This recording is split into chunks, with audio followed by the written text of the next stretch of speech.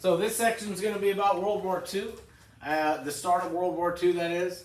So the Treaty of Versailles was a disaster, folks. The treaty that ended World War I, it really did just lead right to World War II in several ways, okay? First of all, Japan was given no land, even though they fought on the side of the Allies. Italy was given very little land, even though they fought on the side of the Allies because they switched sides, if y'all remember. And then Germany, even though they didn't start World War I, they were forced to pay for the entire war. Now, Germany had two choices here. Either they could pay off the war over the next 100 years and be slaves to the Allies, or they could bite the bullet and print the money, creating hyperinflation, which is really fast inflation. And that's what they decided to do. German money was so worthless by the end of this that they were using wheelbarrows full of money and not even counting them in order to get a loaf of bread from your baker. And it just totally screwed up Germany for about 20 years. They went through a 20-year Great Depression instead of a 10-year Great Depression. And Adolf Hitler rose to power because he promised that he was going to reverse the Treaty of Versailles and he was going to actually end the Great Depression in Germany and make Germany the most prosperous country on the entire planet. So, how did the Treaty of Versailles lay the groundwork for World War II? Let's see. It put this one right here, put severe financial pressure on Germany, weakening the government of Germany, leading to the rise of Adolf Hitler. Alright, Germany was further weakened by Black Tuesday, and a U.S. bank withdrew support from the German economy. This weakened Germany was willing to accept the fascist ideas of Adolf Hitler, who becomes the German Chancellor in 1933. 1935, Germany announces that it would no longer be a part of the League of Nations, and it began to rearm. Actually, this is a little bit wrong.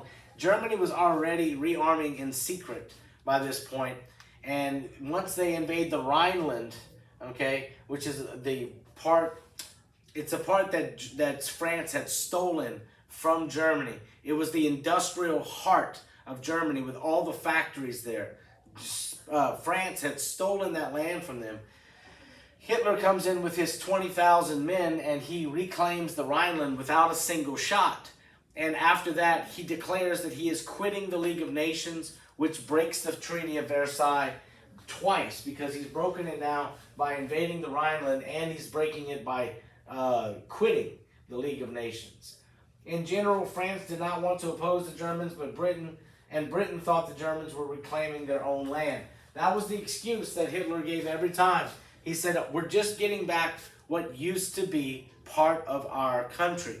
The next thing that he's going to go after is Austria, okay? Austria used to be part of Germany as well. Austrians are Germans. Austrians speak German. And so they went in there and they took over Austria with no fight either. The next part that Hitler went after was called the Sudetenland. And that is in the country of Czechoslovakia. And anyway, he got permission from Neville Chamberlain, the great appeaser, to gain Czechoslovakia, to get about half of Czechoslovakia. And as soon as he was finished with that, 6 months later, he conquered the rest of Czechoslovakia. And the next thing on Hitler's list is going to be the part of Poland that he actually used to own, that Germany used to own.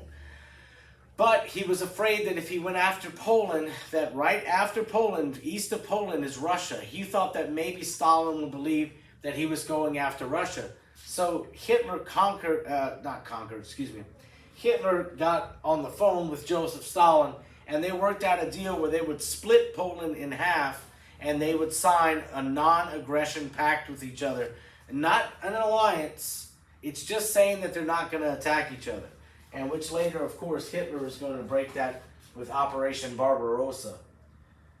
Alright, what was one of Hitler's first actions after Germany withdrew from the League of Nations? Let's see. He announced a military rearmament program. So he announced that he had already rearmed Germany by that point. Shortly afterwards, they began a series of moves to annex German-speaking areas in nearby countries. I think this is all the stuff I just covered Yes, we already covered all this stuff just now. So here we go. How did the global economic conditions during the 30s contribute to the onset of World War II? Let's see. It's right here, folks. Okay. A weak economy drove support for fascist leaders, for fascist dictators, that is. Okay. All right. So that's it for this video.